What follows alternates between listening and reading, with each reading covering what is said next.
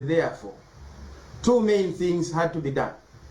Number one, to ensure that the right protocols are followed. That is to say, the right officers announced what had to follow following the announcement of the death.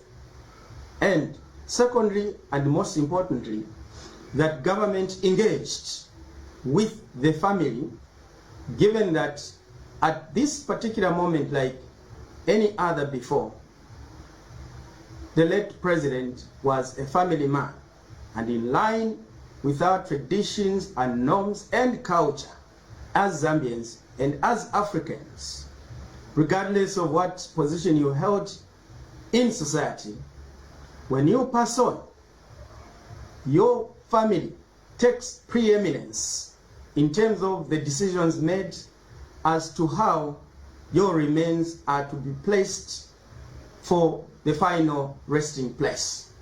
So the government decided to engage actively with the family to ensure that government protocols and actions to be taken should be in line and in sync with those that the family were willing and ready to work with, so that we give the late president a befitting and dignified send-off, that which is akin to us being Zambians as a people, that yes, we could differ on political divergent views, but when a moment of calamity and loss such as this one that has been occasioned upon the country takes place, we put aside all our political differences and band together in unity to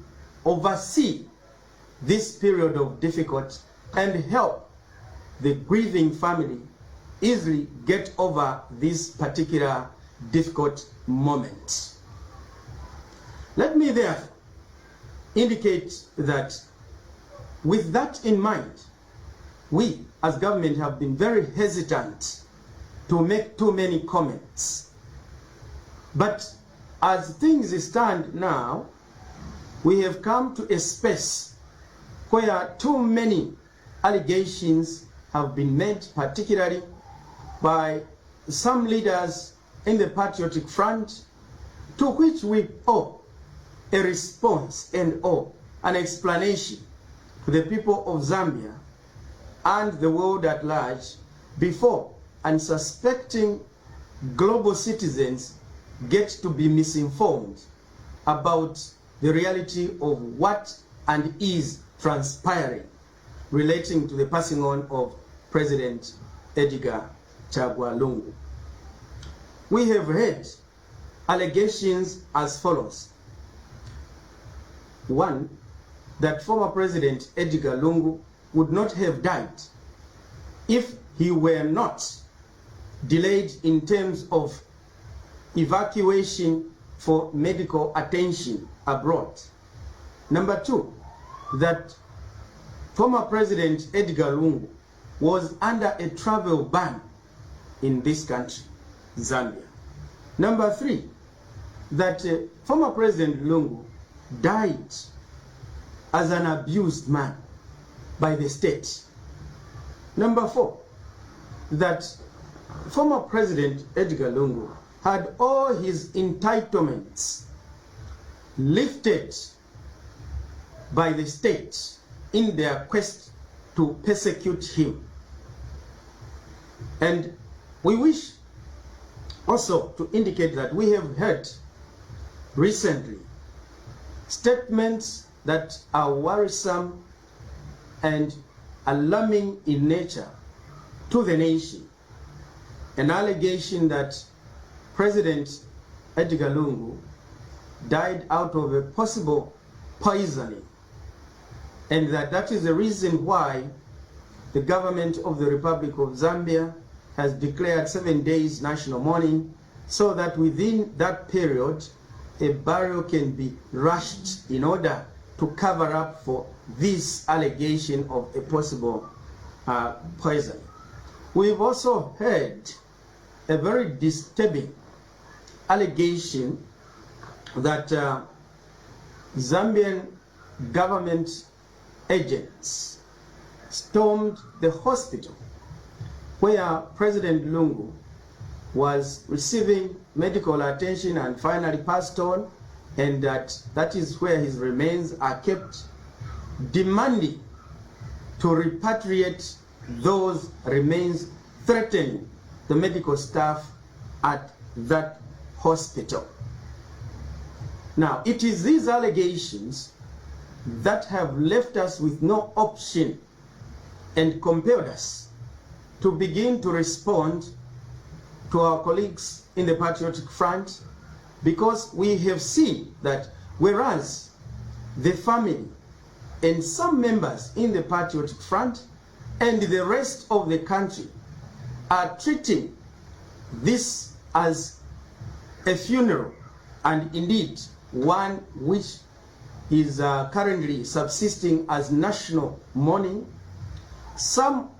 a few colleagues in the Patriotic Front, privileged to lead and to be heard as leaders of the Patriotic Front, are turning this to be a political opportunity where they want to use this sudden loss of former President Edgar Lungu as a political springboard in order for them to gain political relevance to the support base of the Patriotic Front and also to some unsuspecting citizens.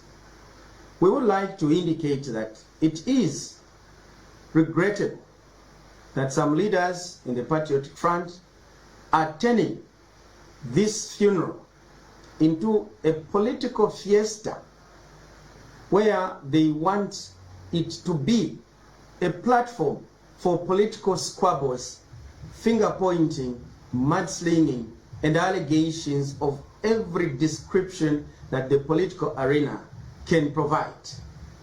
We want to indicate that we, as government, are very hesitant to engage them into a political seesaw of finger-pointing, of accusatory nature, accusing one another of this and that, of wrongdoing, of having done or not done one or the other thing, is now not the right thing to do. All responsible leaders presently are called to provide leadership to the country in line with our established norms and practices as a Christian nation, and also as a country firmly entrenched in customs and traditions that respect humanity, Ubuntu. That at a moment like this, no one should take pride to use it as a moment to gain cheap political mileage for their private political advantage. Let me therefore, before I earnestly respond to these allegations one by one,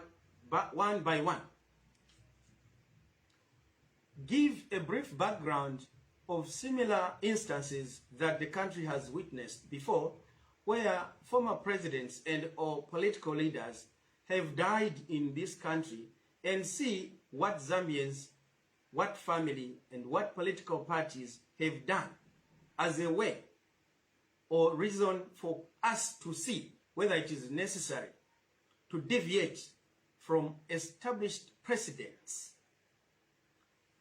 The nation will know that a number of our political leaders, including presidents, have died before. And I'll cite a few examples. We do recall that Zambia's founding president, Dr. Kenneth Kaunda, died a few months before the general elections of 2021. And the death of Dr. Kenneth Kaunda, a few months before the general elections, brought the nation together. Vicious campaigns against one another as political players were set aside because Dr. Kenneth Kaunda was revered as a man of peace, and therefore, in his death, peace had to reign supreme. And we'll recall that the family of Dr. Kaunda had requested that he be buried at a private place at a farm, that was his and their wish as a family. We all know that through engagement with government, consensus was arrived at and reached that in national or public interests, it was expedient and necessary to bury the late president at the Impassie Park, a designated place of burial for former and or serving presidents. And that matter was resolved without any acrimony whatsoever. We also recall that later, somewhere in 2022, if my memory serves me right, former President Rupia Banda passed on. And former President Rupia Banda, just like former President Kenneth Kaunda, was buried at Impassie Park without any acrimony, no arguments, no chaos whatsoever as former president. Yet, he had a family. Yet, he had political standing to which he had political followers who revered his legacy. He was buried peacefully. We also remember that a few months ago, the president of the Forum for Democracy and Development, FDD, Madam Edith Nawakwi, who served this country in various ministerial capacities, passed on. And her remains were repatriated from South Africa to Zambia with the collaboration of family and the government, and she was peaceably put to rest with family, the FDD as a party, and government working in harmony with the rest of the country in keeping the tradition of respecting the dead, that when somebody has died, it is a duty of those who have remained to ensure that they honor a good memory of the departed. We also recall as a nation that a few months before 2006 elections, the UPND leader or President Mr. Anderson Kambela Mazoka passed on, and amidst all sorts of speculations as to the cause of his death, the government then decided to honor the opposition leader with a state funeral. And despite the speculations and permutations that had polluted the political arena of the nation, once government had indicated that Mr. Mazoka would be entitled to a state funeral, the family of the late President Mazoka and also his political party, the UPND, and its leadership and membership at that time agreed in totality for the state to take over. And the state buried Mr. Mazoka. The first today, according to what I know, the first and last opposition leader who had not served in government to be accorded a state funeral. And he was buried with honors of the state by the military. There was no acrimony. There was no disagreement. There was no name calling. There was no hate speech. There was no divisive language. That was done, and the nation came together once more and forged an alliance of peace and unity. And we moved on as a party, UPND, and that is why today the UPND, with that consistency, is in government. Those are some of the reminders of where we have come from as a people. We've also had serving presidents who have died in office. President Mwanawasa, President Michael Sata. They were buried, peacefully. We also recall that the first president under the reintroduced multi-party democracy, the late President Dr. Frederick Chiluba, when he passed on, he was equally mourned by all Zambians in a dignified, and befitting manner of somebody who had served as president of Zambia. And that at any of these given moments when we've lost or had lost our leaders, it was a moment of national convergence towards unity, towards peace, towards reconciliation, towards a reminder that we are one people. We as government hold the view that late President Edgar Lungu is one of those who holds firmly that position that his demise should not divide or should not be used by some to divide the nation, rather to unite the nation, because he was a president for all the people of Zambia. Let me now come to the specific allegations quickly. I would like to place on record and dismiss the allegation that President Edgar Lungu would not have died had he not been delayed for medical attention. It is important to note that, like the Secretary General of the Patriotic Front indicated to the international media, that former President Edgar Lungu had a condition for many years. That is the information which, as government, would like to treat as information credible, in line with what we have heard, now leading to the death of the former president.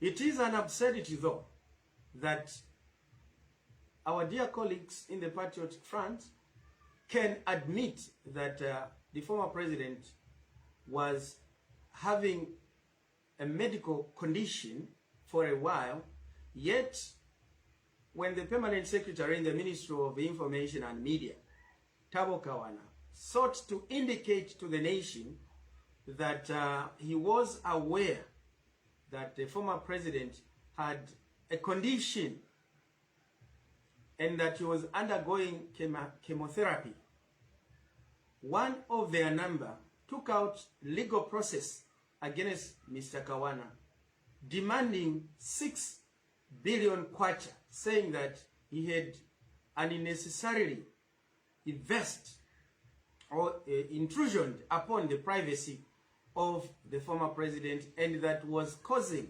trauma to the family. How again it turns out that a late evacuation is alleged to have been a result of death of a person they consistently told the nation that was doing fine, is recipe for citizens to decipher the type of leadership we are dealing with presently. I also want to place on record that at no time did the government of the Republic of Zambia place a travel moratorium or ban on former President Edgar Lungu. At no time. And let me add on to say, we have heard startling submissions and assertions by a lawyer of the Patriotic Front, former Minister of Eastern Province, Makebi Zulu. We have also heard this from the leaders of the Patriotic Front, such as Raphael Nakachinda and others, alleging that at the time of his death, President Edgar Lungu had all his entitlements lifted by the current government. Let me correct that misinformation to say that at no time did the government of the Republic of Zambia withdraw any entitlements that were properly accruing to former President Edgar Lungu as former President of the Republic of Zambia.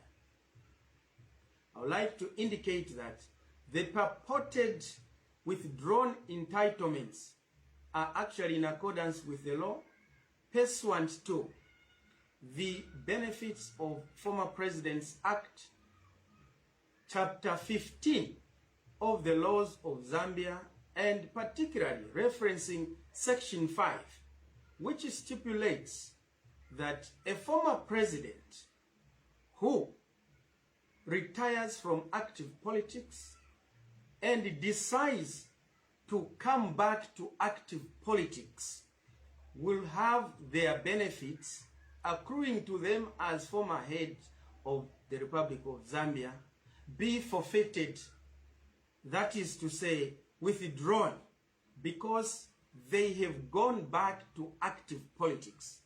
And active politics is defined at law as being involved in seeking and or having an elective political office in the Republic of Zambia. So, when former President Edgar Lungu decided to retire from active politics, he put in writing a communication to the Secretary to Cabinet indicating that particular move. And from that date, therefore, the benefits and entitlements that the law confers to him were actually given to him.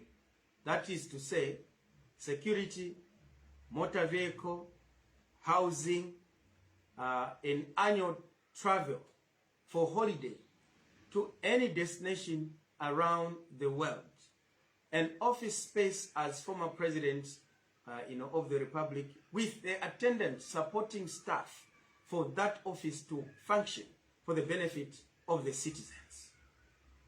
All that former President Edgar Lungu enjoyed until the time he decided to go back to active politics at the insistence of some of his supporters within the Patriotic Front, that he comes to render leadership to them, because at that particular time it was self-evident that they had run out of a leadership that could stand as a beacon for the followership of the party. It is at that time that the law kicked in to withdraw those entitlements that the law confers to a former president. And by the way, this law is as old as 1993. This is not a law which was enacted just a few months or a few years ago. It is a law which was enacted a long time ago under the MMD administration. And therefore, it has been in existence throughout the tenure of MMD, throughout the tenure of Patriotic Front, and as and when necessary, it has been put to use, like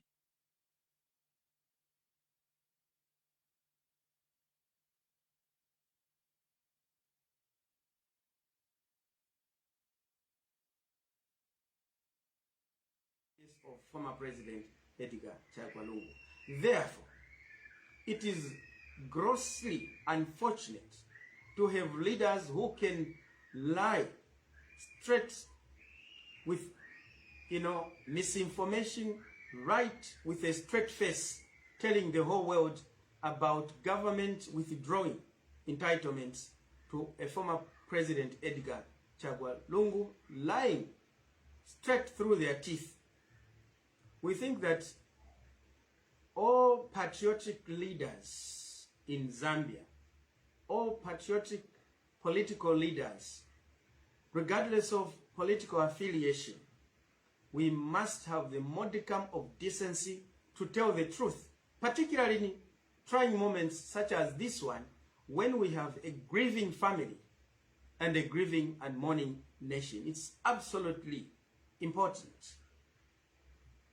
We cannot and should not allow political expedience take precedence to national integrity and the way we have governed ourselves, trying to turn country into a political laughingstock of citizens who do not know how to handle a funeral of a former president. Yet, this is calculated political machinations meant to attain cheap political mileage for a few. Let me proceed to indicate in that line of entitlements being withdrawn, purportedly, that the presidential immunity which the Constitution of the Republic of Zambia confers upon a former president continued to subsist upon former President Edgar Lungu to his death. Former President Edgar Lungu, therefore, is the first former president of Zambia alive then who has had his immunity not tempered. He's the first former president to have his immunity not lifted. And inversely, President Hakainde Hichilema is the first serving president of Zambia not to lift the immunity or remove the presidential immunity of his predecessor. We all know what happened after President Kaunda left office, that President Chiluba took over, and we all remember how the constitution was amended, and we also remember issues to do with house arrest of former President Kaunda. We also remember that when former President Mwanawasa took over, the immunity of former President Chiluba was lifted. We also remember that when the Patriotic Front took over office, the immunity of former President Rupia Banda was lifted. So, President Lungu, as former president, holds an unprecedented record in the political life history of our country to be the first to have his immunity not removed or lifted by his successor, despite a lot of calls by many citizens to have that immunity lifted in order to inquire on a number of things that for today we can say are in public domain, for which some citizens had required accountability.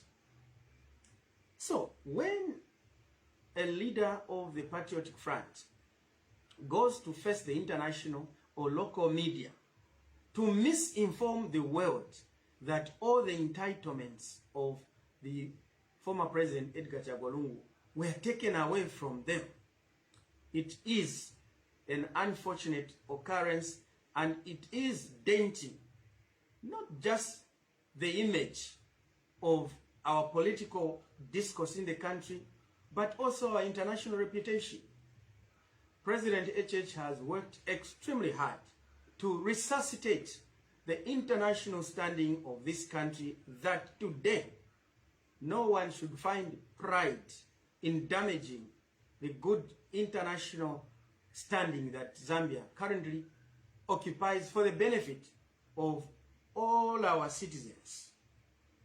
Let me indicate here that the allegation of possible poisoning without prejudice to possible findings has got nothing to do whatsoever with the government of the Republic of Zambia, because the government of the Republic of Zambia, firstly, is led by a Christian, and secondly, President HH holds and held no grudge whatsoever against the former President Edgar Lungu.